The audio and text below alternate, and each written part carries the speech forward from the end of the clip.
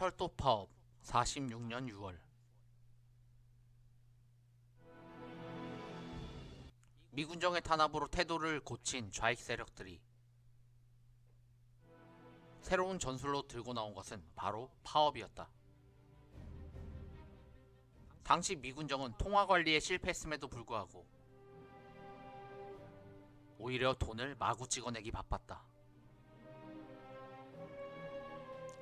해방 후 주요 공업시설과 자원은 대부분 북한에 위치했기 때문에 남한의 생산력 하락은 필연적이었고, 그러자 세금이 거치지 않았던 것 때문에 재정난의 미군정은 돈을 마구 찍어내는 방법으로 재정을 확보했던 것이고, 나 인플레 때문에 그동안 그렇게 고생했으면서 물가는 1년 사이에 무려 20배나 오르게 됐다. 반면에 노동자의 임금은 4~5배밖에 오르지 못하고 있었으니 당시 파업은 좌익 세력의 투쟁 노선이기 이전에 노동자들의 처절한 생존 요구기도 했다. 9월 23일 서울과 부산에서 먼저 시작된 철도 파업은 이후 들불처럼 번져서 삽시간에 전국을 들끓게 하였다. 당시 노동자들이 외친 구호는 다음과 같았다. 쌀 배급을 하루 네오브로 늘려달라. 임금을 올려달라. 부당해고 반대. 노동운동을 보장하라. 그렇게 철도에서 시작한 파업은 각 산업으로 번져나갔고 전국적으로 무려 25만 명이나 걸기했다. 이는 당시 전국 노동자들의 20%에 해당하는 수치였다. 하지만 미군정이 택한 방법은 무력에 의한 강압적 진압이었으니 미군정과 경찰의 사주를 받은 우익 청년단은 폭력을 행사하며 시위대를 강제 해산시켰다. 폭력단체는 왜 동원했는데? 경찰만으로는 진압하기 벅찼기 때문임. 당시 대한민청의 감찰부장 김두한이 맹활약했다. 소총과 수류탄, 죽창으로 무장한 수백 명의 김두한의 별동대는 파업을 진두지휘하고 있던 전평 사무소를 급습하여 전평 노조원들을 위협해 간부들을 나오게 하더니 그 자리에서 8명을 살해한 것이다. 헐, 소식을 들은 미 군정청의 경찰청장 장특상은 이렇게 감격했다. 김두한 동지, 당신이 나라를 구했소. 10월 대구항쟁 46년 10월 전국적인 파업이 끝난 직후인 10월 1일 노동절 행사를 위해 공산당의 영수 박헌영이 대구를 방문하게 되었다. 이때 대구시청 앞에서 박헌영이 축사를 낭독하고 있었는데 갑자기 집회 분위기가 미군정에 대한 항거로 돌변하게 된다. 미군정은 우리에게 쌀을 달라. 잉? 그러자 시위는 걷잡을 수 없이 번져나갔고 군중들의 불만은 어느새 집단화되고 말았다. 경찰들이 황급히 달려와서 저지를 하게 되는데 그러다 그만 발포해서 시위 중이던 노동자 1명이 사망하게 된다. 이후 시위는 이길 수 없는 파국으로 치닫게 된다. 박헌영은 중단해줄 것을 촉구했으나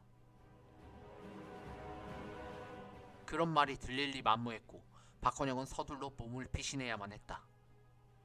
이런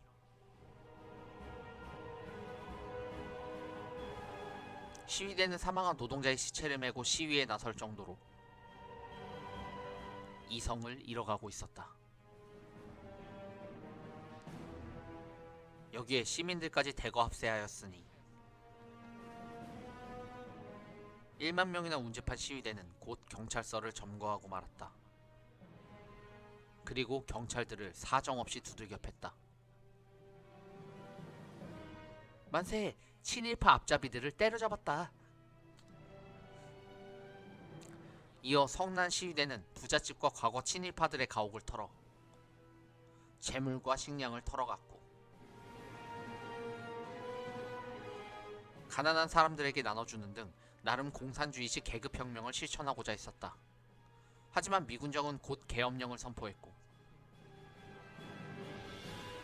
빨갱이들이 지금 시민들을 선동해서 정부를 전복하려 하고 있다. 전차 4대를 앞세워 총출동함으로써 시위는 결국 무력 진압되고 만다. 그러나 대구에서 발생한 시위는 전국 각지로 확산되어 전국 곳곳에서 경찰서와 관공서가 털리고 지주와 자본가들의 재산이 약탈당하게 된다. 10월 항쟁의 발생 지역 사진이다. 경찰들과 지주 자본가들만을 골라서 털었던 이유는 그만큼 미군정이 친일파 척결, 토지 분배 등에는 무관심하면서 민중들에게는 최소 생계비마저도 보장해주지 않았기 때문에 그동안 억눌렸던 불만이 터져나왔던 것임. 그렇게 발생한 항쟁은 이후 3개월 동안 계속되었고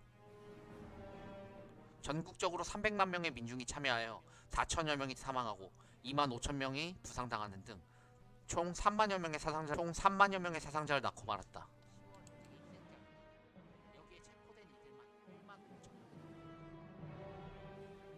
사람들을 다 수용할 수 없어 곳곳에 임시 수용소를 설치해야만 했다. 당시 체포된 이들의 가운데 무참히 파괴되거나 이탈당했다. 경찰서로 끌려간 사람들은 독한 고문에 시달려야만 했다. 그래서 공자가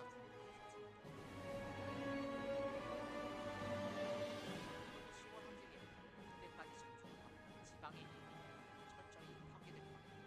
미군정은 즉각 박헌영의 체포령을 내렸지만 이미 방송은 서둘러 원인을 사건의 여파로 인산당원이 불법 조치를 선포하게 된다. 이 일로 인산당원들이 본격적으로 테러를 가하게 된다. 야인 시대에서 신분중이 발각되고 시명은 부자가 된다.